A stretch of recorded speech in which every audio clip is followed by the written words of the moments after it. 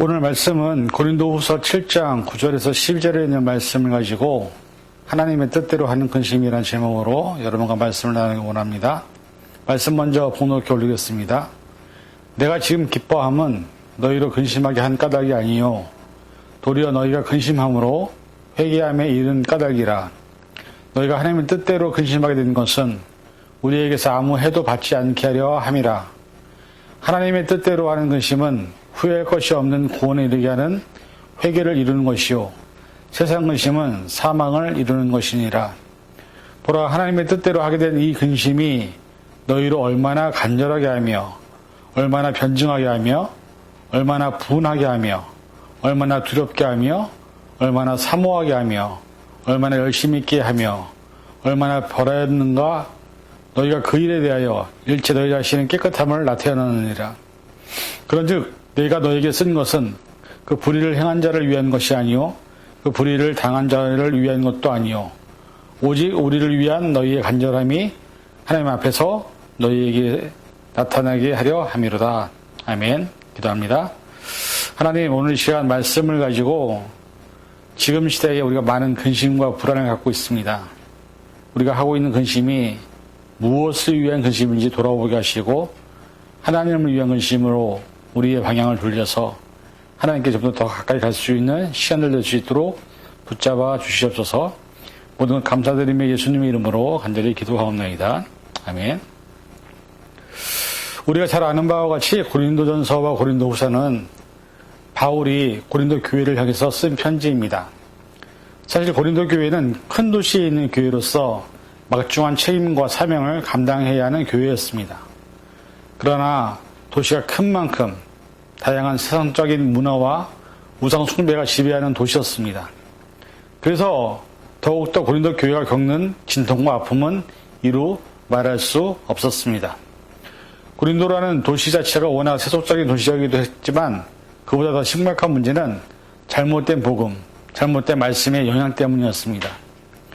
사실 어느 지역에 있는 도시가 얼만큼 세속적이냐 하는 점은 그리 큰 문제가 아닙니다. 왜냐하면 교회란 세상의 영향을 받기보다는 주는 존재이기 때문입니다. 하지만 고린도 교회는 잘못된 복음으로 인해 세상을 향한 선한 영향력을 주지 못하고 있었고, 그런 점이 교회를 어렵게 했다는 점은 곧 세속화된 세상에 문제가 있던 것이 아니라 교회 자체에 문제가 있었다는 점을 말해줍니다. 이런 상황 속에서 바울은 고린도 교회가 하나님의 복음 안에서 견고히 서기를 바랬습니다. 사실 어느 시대 어느 교회나 지상에 있는 존재하는 모든 교회는 나름대로의 노력에도 불구하고 역사적으로 보면 한계와 문제점을 노출시켜 왔습니다. 오늘날에도 이러한 교회 내 문제점은 교육자들이나 성도들의 마음을 아프게 하고 세상적으로 덕이 되지 못해 복음의 전도의 문을 막게 되는 것을 많이 보게 됩니다. 물론 그렇지 않은 교회들도 있지만 대부분의 교회에는 문제를 가지고 존재를 합니다. 이런 문제점은 성경이 실사하는 바대로 죄인으로서 인간들의 한계의 문제이기도 하거니와 우리의 원수인 사단 마귀가 우리를 흔들고 있기 때문이기도 합니다. 역사 속에서 있었던 많은 교회들의 그 문제점 뒤에는 교회 내의 불법, 타락, 그리고 미성숙의 결과로 야기된 반목과 질시 등이 있었고, 대개의 경우 이런 문제들의 결과로 교회들은 상처를 입고 쇠퇴하거나 혹은 분열하거나 그리고 새로운 부흥운동의 계기로 이어지게 되었습니다. 그런데 이런 교회의 문제들을 우리에게 일목요연하게 보여주는 거울과 같은 책이 바로 고린도 전후서입니다. 그리스도를 중심으로 복음으로 거듭난 성도들이 모인 교회였음에도 불구하고 나약함, 부족함, 그리고 누추함이 그대로 드러났으며 심지어는 음란과 부도덕이 노출되어 이방인들에게, 믿지 않는 자들에게 조롱거리가 되기도 하였습니다. 사실 이 모습은 21세기를 살아가고 있는 2020년대를 지나고 있는 지금 우리 교회들의 모습과 별로 다르지 않다는 사실을 우리는 잘 알고 있습니다. 그리고 지금은 우리는 코로나 바이러스로 인하여 말로 표현할 수 없는 힘들고 어려운 팬데믹 상황 속에서 살아가고 있습니다. 그리고 그로 인해 생긴 우리에게 가장 큰 많은 걱정과 고민, 근심이 예전보다 더 많이 생긴 것을 우리는 잘 알고 있습니다. 그런데 오늘 본문에 등장하는 그 성경 본문에는 근심이 두 가지가 있다고 합니다. 하나는 하나님의 뜻대로 하는 근심, 그리고 또 하나는 세상 근심이 있다고 합니다. 하나님의 뜻대로 하는 근심은 개인의 영혼을 구원으로 인도하는 회개를 이루고, 세상 근심은 사망을 이룬다고 말씀합니다. 세상적으로 우리가 근심하게 될 때에 그 근심은 우리의 마음을 상하게 하고 우리의 뼈의 진행을 마르게 합니다. 그러나 주님 안에서 신실하게 서려고 하는 근심은 우리로 하여금 회개하고 생명으로, 구원으로 인도한다고 말씀을 하고 있습니다. 사도 바울은 어떻게 보면 누구보다도 삶의 변화를 위해 몸부림친 사람이었습니다. 사도 바울처럼 처절한 영적 싸움의 현장을 보여준 사람도 없을 것입니다. 그런데 대부분의 사람들이 이렇게 말합니다. 사람은 절대로 변하지 않는다고요. 그리고 변화가 불가능하다고. 그리고 결국 포기를 하고 마는 것을 많이 봅니다. 왜 그럴까요? 그것은 사람이 자신들의 힘으로 변하려고 하기 때문입니다.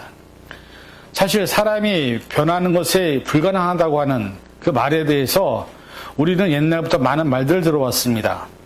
옛말에 사람이 변하면 죽을 때가 되었다고 하는 경우도 있었고요. 그 다음에 사람이 스스로 변할 수 없다라는 것을 누구도 많은 사람들이 경험을 해왔습니다. 그런데 성경은 이렇게 말합니다. 성령이 역사하시면 사람은 변하게 되어 있습니다. 그리고 그 대표적인 사람이 바로 바울이었습니다.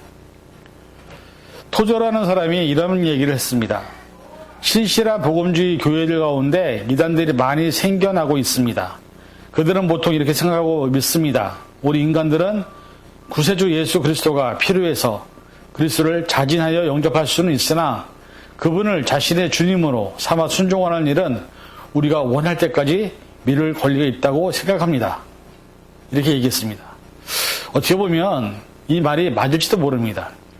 예수 그리스도를 영접한다고 우리가 말을 하지만 사실 그분을 진정으로 영접하는 것을 우리는 꺼립니다. 왜냐하면 그 말씀을 순종할 준비가 되어 있지 않기도 하거니와 변화가 오게 되면 그로 인해서 생기는 세상적인 어떤 마이너스적인 부분, 또 세상적으로 손해를 본다고 생각하기 때문에 포기하는 경우가 많이 있기 때문입니다. 순종과 변화의 시기를 내가 결정하려고 합니다. 그러나 이렇게 되면 우리는 하나님의 전적인 신뢰가 없기 때문에 나타나는 행동일 수밖에 없습니다. 그래서 오늘 본문에 보면 회개에 반드시 따라야 되는 것이 바로 의지적인 순종입니다. 회개란 감정적인 반응이나 지적인 동의만으로 충분하지 않습니다. 느낌을 느꼈다고 해서, 눈물을 많이 흘렸다고 해서 그것이 회개가 아니라는 것입니다. 회개는 반드시 의지적인 순종이 함께 있어야 합니다. 요한복음 3장 3절에 보니까 이런 말씀이 있습니다. 예수께서 대답하여 이르시되 진실로 진실로 내게 이르노니 사람이 거듭나지 아니하면 하나님의 나라를 볼 수 없느니라.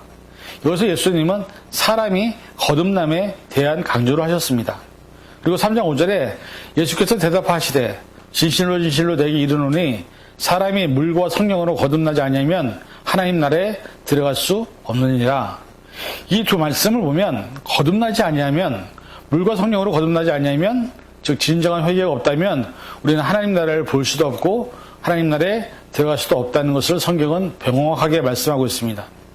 그래서 거듭남에 있어서 중요한 것은 하나님의 계획과 섭리와 또한 개인의 자율적인, 인간의 자율적인 순종의 의지가 부합될 때 진정한 거듭남이 가능하다는 것입니다.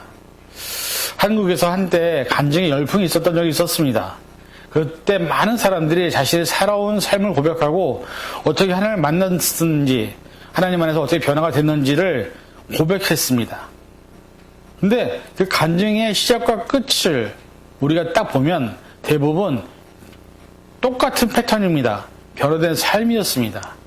아무리 회개를 했다고 하더라도, 구원을 받았다고 하더라도 삶의 변화가 없다면 그것은 진정한 변화가 아니었던 것입니다.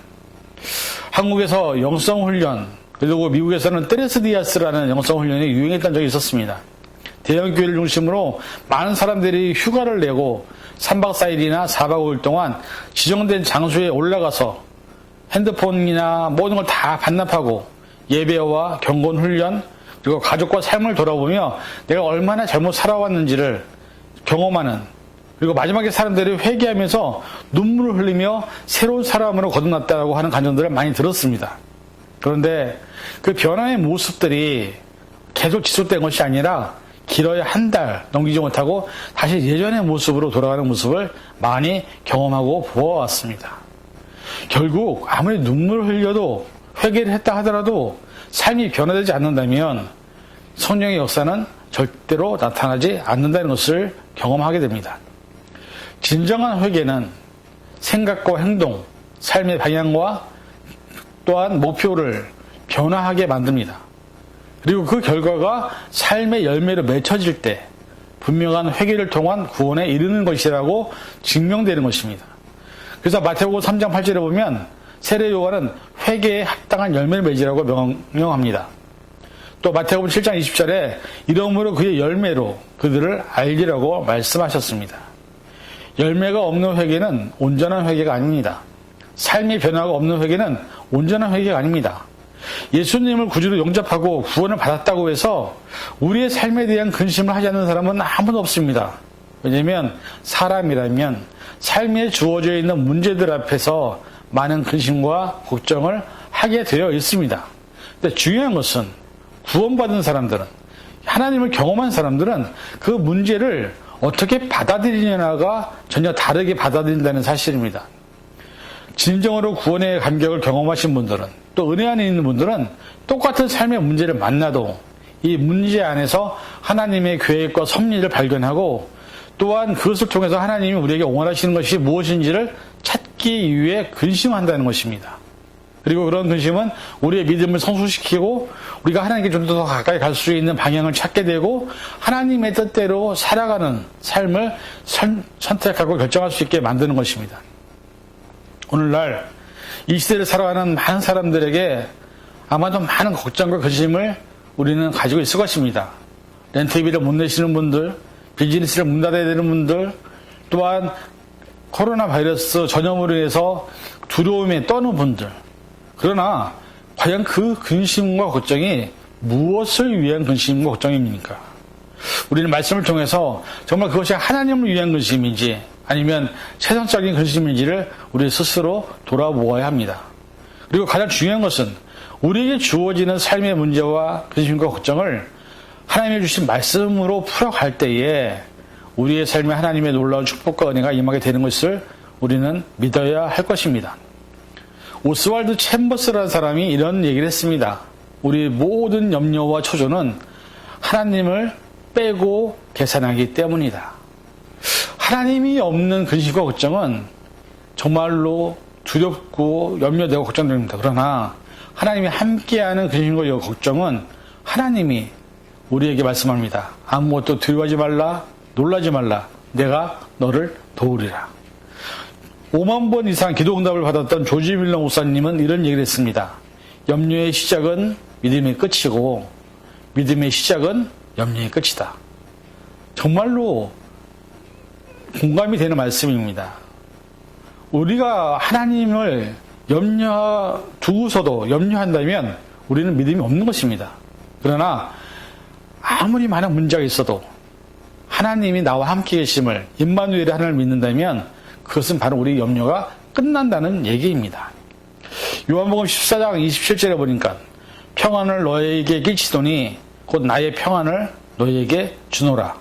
내가 너에게 주는 것은 세상에 주는 것과 같이 아니하니라. 너희는 마음에 근심하지도 말고 두려워하지도 말라라고 말씀을 하셨습니다. 여러분, 우리의 삶에 참 걱정과 근심이 많이 있습니다. 그러나 하나님은 말씀합니다. 너희는 마음에 근심하지도 말라, 두려워하지도 말라. 내가 너와 함께 하리라. 지금 여러분에게 어떤 근심이 있습니까? 여러분에게 어떤 걱정이 있습니까? 그러나 세상을 살아보면 걱정한다고 해서, 염려한다고 해서 문제가 해결되지 않는 것도 아닙니다. 또 언젠가 모든 시간을 지나가게 되어 있습니다. 가장 중요한 것은 그 시간에 누구와 함께 우리가 그 과정을 지나가느냐입니다. 하나님은 한 번도 우리에게 눈을 떼신 적이 없습니다. 그렇다면 우리가 고백해야 될 것은 내가 어떤 상황에 있든 어떤 환경에 있든 하나님은 우리와 함께 하신다는 사실을 믿는다면 더 이상 근심이나 걱정이 아닌 기뻐하고 감사하고 기도할 수 있는 우리의 모습이 되어야 될 줄 믿습니다. 오늘 이 시간 우리의 삶에 가장 중요한 것은 하나님이 우리와 함께 영원히 계시다는 사실을 믿고 저와 여러분들이 하나님 안에서 늘 승리하셔서 나중에 삶을 돌아볼 때 근심하고 후회하는 시간을 후회하는 것이 아니라 그 시간에 하나님과 함께 그 모든 시간들을 이겨낸 것에 대해서 감사할 수 있는 저와 여러분이 될 수 있기를 주님의 이름으로 간절히 축원을 드립니다. 기도하겠습니다. 사랑해 주님, 하나님께서 우리를 사랑하십니다. 하나님은 한 번도 우리를 놓으신 적이 없습니다. 하나님은 한 번도 우리에게 눈길을 떼신 적이 없습니다. 이 시간 간절히 기도하는 것은 우리가 걱정과 근심이 많이 있다 할지라도 두렵고 무서워도 한다 할지라도 하나님과 함께 모든 것을 함께 걸어가서 하나님 주시는 참된 평안과 하나님 주시는 참된 위로와 하나님의 놀라운 능력을 경험하는 우리 모두가 될 수 있도록 주님 붙잡아 주시고 도와주시옵소서.